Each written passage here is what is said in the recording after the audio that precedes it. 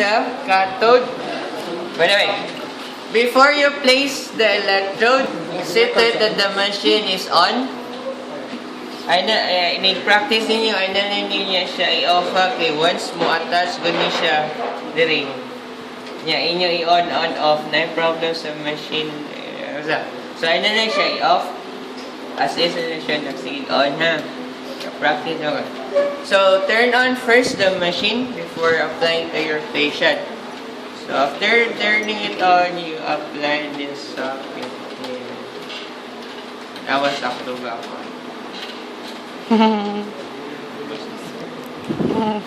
Okay. So after that, if you want to try it on yourself before you apply to your patient, what you just can do, apply it here. Ay pag-usamin.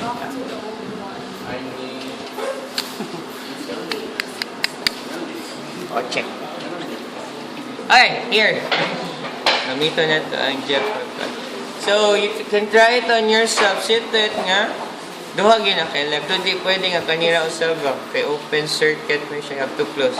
Try to apply that and adjust the intensity gradually. So, maka-feel gani magpasabay is functioning that imong machine.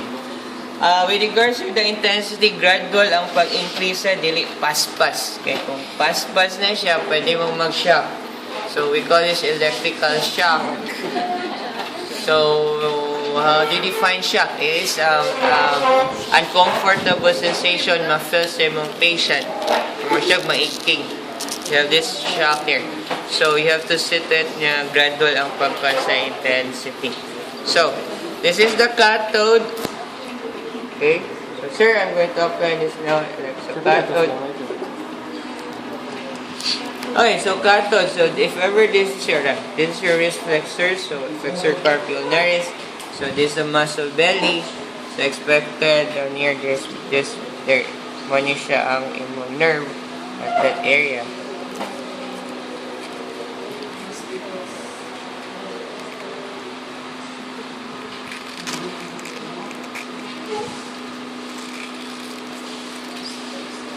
Then the anode would just be their proximal.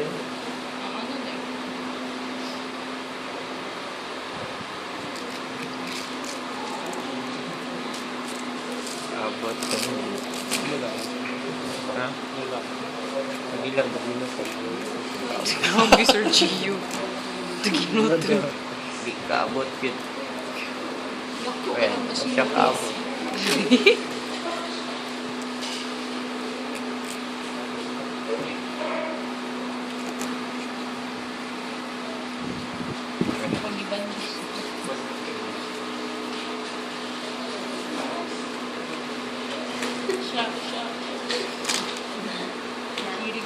Okay then. Okay.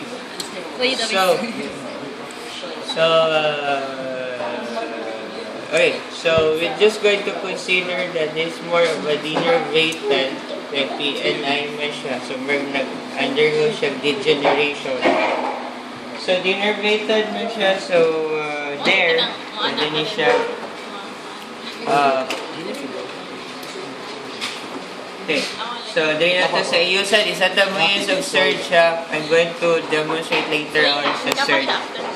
And then, pulse in duration, as I've said, you can have 100 or perhaps so 70. Pwede rin siya 1 times 100. There. Or 10 times 10, pwede rin sa pulse interval, you have your 200. Yun na siya, kaya 2 to 3 times or from yan. Okay. So, you can start the time. Kani siya, kaya wala man ka nag-switch select sa surge per minute. So, wala na siya yung gamit. So, yun na siya. Sana itong 5 na ko. There. Okay, sir. So, you have to tell your patient, okay, sir, during treatment, what you're going to feel is more some sort of tingling sensation, sir. Or some sort of an ant that is crawling and biting your ginagmay ba ano lang sir. And then muscle na contract sir to reeducate the muscle. So don't resist the motion sir.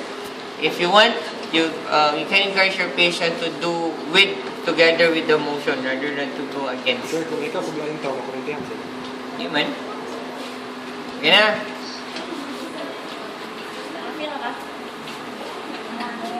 Kapag ito, sir. Thank God doon ha. Eh, sir, did you feel anything?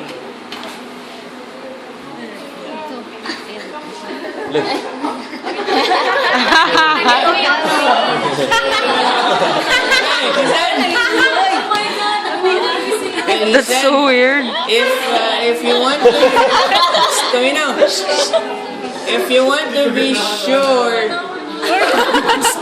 if you want to be sure nga wala nag-artista yung patient, you try to look here. You try to, nag-acting yung patient. You try to look here. Kaning blink. Timing ganyan, contract sa blink, pasabot wa siya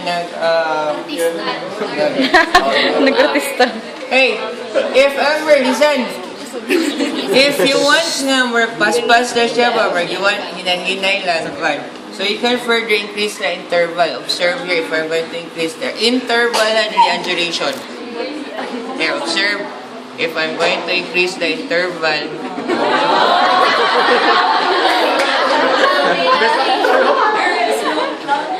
So, if you further want na more mas hinay, so you can increase this one. Jared, it's Pasa images mo, in my so mind. you have to find your pulse interval.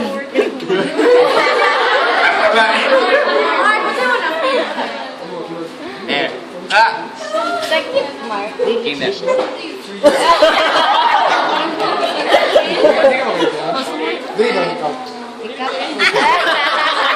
Hey! If you're going to say, Sir! Sir, di lagi ang wrist flex, so ang wrist mo mo, ang finger lagi. So pasabay na, it's more your finger flexors na stimulate.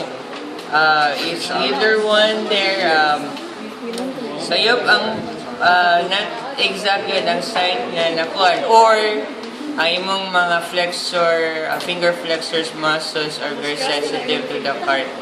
If you want, kung makaya pa sa patient ma-tolerate, you can further increase the intensity just to produce a wrist flexion. Ayan. Sige daw.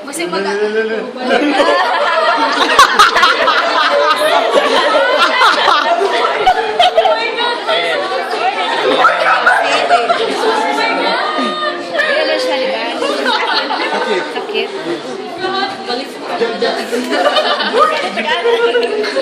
Uy, nag-iwasok pag Ayan.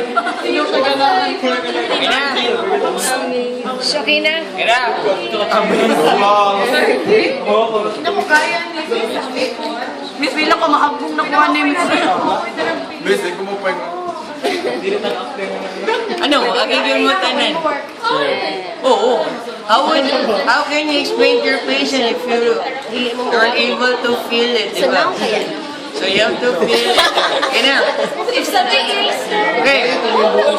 The next. Okay. So let's just pay, this is another situation. If ever you have a patient who probably is suffering from stroke, flaccid siya, paralyzed, you want to stimulate the muscle. So these muscles are innervated. So probably we can use now tetany, and we want a more functional motion. So tetany here, May microphone, magdungog. ang tetany here, we have to use surge. Yeah, bilani mo sa surge kay. Sir, ba yung bigas naman? Kapoy na. Wala, ibalin. Nakisay mo balin for practice. Sige. Wala, sa'yo. Laylay, Mark. Si Lawrence, To use surge. Sorry. So that there would be a resting portion sa imong extremity. Without the surge, then it will not rest. Ang anode. Nawa ang black. But to- dapat dito. Sure na. Sir, ganito sa tutuan. Say, wala ka na sa interval. wala. 2-3 times. Basta range siya imong so, Wala yung specific. Red. Ang intensity, sir, ito ba? Pwede mo siya Ano ba yung paspas? Sir. Well, if you think of it, this is, let's say, kapoy sa part sa patient, yung paspas ko yan, yung kuhaan siya. So, you can have, kung hinay mo na. Slow pa dyan. Pwede na din sa lakukan. Yung paspas, sir. We usually have is either ano siya, slow, wala kayo pinag-ibaan na tremors mo ko niya, educate kasi ana na yun siya ma-educate. If ganyan ka magpaspas, so mas prefer na naman that ano is we're going to demonstrate that ano siya. Ang intensity, sir, sa basketball. Okay, how do you know that enough na intensity is that if you have elicited the action, the action that you want, or the desired action you want, and hinalis ng intensity, enough na na siya. If na ng action, you don't have to further increase, so you just observe if tanaw niyo works, enough na yun nga ito yung action na produce, so wala ito siya. Nga intensity. Question? Sir, katong duration ng interval, katong kapasipas, interval, sa Okay, ikaw yung mag-vote as therapist. As I've said, usually sa center here, kung muscle twitching mga we just have that type of muscle twitching. Estimate lang, ano siya. Kung mag-ana na good, meron siya tremors. Goal nimo is to re-educate the muscle. If you want to re-educate in that way, tendency later on, if you're going to ask your patient to move, pag-ana-ana na siya. The moment mag-re-educate mo na siya, you usually don't want the tremor thing. If ever twitch mga, twitch lagi siya. Or, the other one is mo na to introduce with tetany. So, this is more your tetany. So, dapat ko, Di isa kay huot. Igora. Huot din. okay na siya, sir. Yan. Sige. Okay. Search. Okay, so we're going to activate search. Okay, we want tetany. So, here, you can listen. You can only produce tetanic type of contraction if the pulse interval is quite short. Mas mubo ang imong pulse interval. Kung mas longer imong pulse interval, so mas more muscle twitch. So here, mani siya, if you want to produce a tetanic contraction, we have to use a pulse duration that is quite lesser. So that in a pulse interval mo 2 to 3 times, mas lesser sa yung interval pa. Kaya kung taas imong pulse duration mo, taas mo further imong interval. Kung taas imong interval, you would produce more muscle twitch.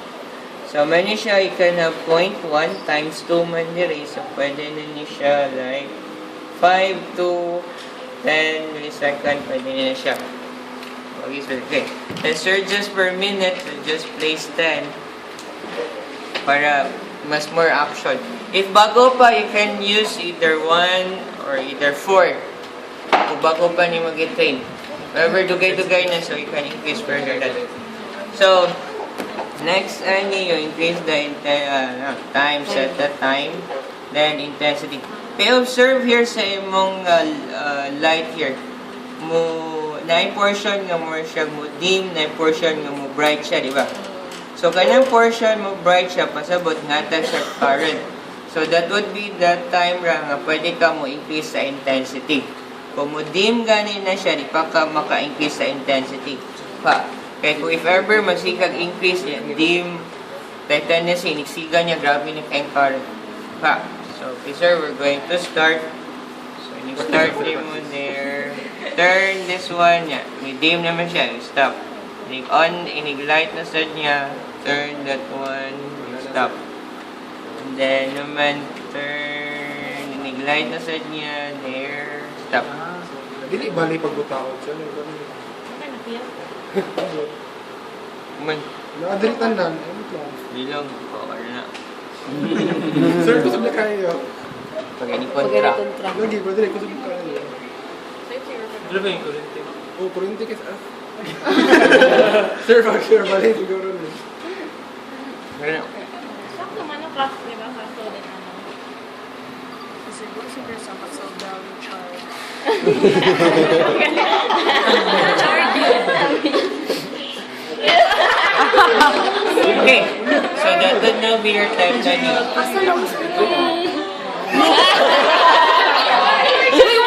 You are ganito. Okay, so you have your wrist flexors there. So that is your Functional na ka, Mark. that is your left Tani.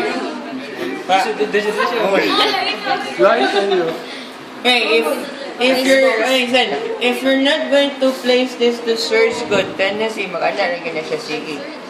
Yeah, mapatig na siya. So you have to place that to search for there's increase, decrease. Uy, nagkurog man yung baby, sir. Mark, do you feel that? Hey, Bear!